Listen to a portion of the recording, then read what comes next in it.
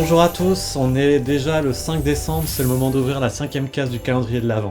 Pour rappel, chaque jour jusqu'au 24 décembre, on va ouvrir une case ensemble et je vous présente une des nouveautés 2024.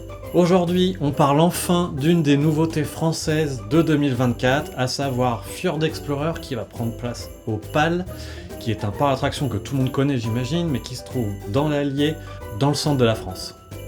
Le PAL, c'est un parc d'attractions régional qui mêle parc animalier et parc d'attractions mécaniques, qui est très apprécié et qui investit beaucoup ces dernières années, avec en 2023 plus de 754 000 visiteurs. Il est dans le top 5 des parcs d'attractions en France. Et si le parc est aussi apprécié, c'est qu'il a une belle collection d'attractions et il commence à avoir aussi une belle line-up en termes de coasters. On pense évidemment à Yukon Quad qui a ouvert en 2018 le Family Launch Coaster d'Intamin, et le déjà très bon Twist qui avait ouvert plusieurs années auparavant, qui est un spinning de chez Mack.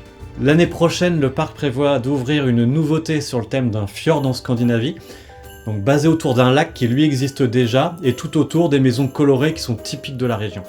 Et le coaster phare qui va ouvrir dans ce quartier, c'est Fjord Explorer. Et si vous vous souvenez bien, il y avait un reportage télé il y a quelques années qui avait lancé la rumeur d'un super splash de chez Mack, donc par exemple comme Atlantica qu'on peut retrouver à Europa Park. Mais en fait non, ça sera finalement un water coaster du même constructeur, donc toujours Mack, qui arrivera l'année prochaine. Il faut croire que c'est le grand retour des water coasters, parce que ça faisait un paquet d'années qu'on n'en avait pas vu de nouveau en Europe. Et là, en quelques années d'intervalle, on retrouve Krampus Expedition à Nigloland qui a ouvert donc en 2021. D'ailleurs, la comparaison s'arrête pas là puisque le layout devrait être assez similaire, même si au final on n'a eu que des vues partielles pour le moment. Donc en quelques mots, on aura une hauteur maximale de 30 mètres, quelques virages à travers la forêt et une descente finale d'environ 18 mètres dans le lac. Vu les photos de chantier, on devine que le bateau passera dans un élément de décor juste avant sa chute, donc très similaire encore une fois à Krampus. Le PAL nous dit également que le coaster va s'étendre sur une zone d'environ 10 000 m² pour une longueur de 500 mètres, une vitesse maximale d'environ 75 km/h et un débit de 850 personnes par heure, très raisonnable pour un parc comme le PAL. C'est un énorme investissement pour le parc qui communique sur un chiffre de 12,5 millions d'euros.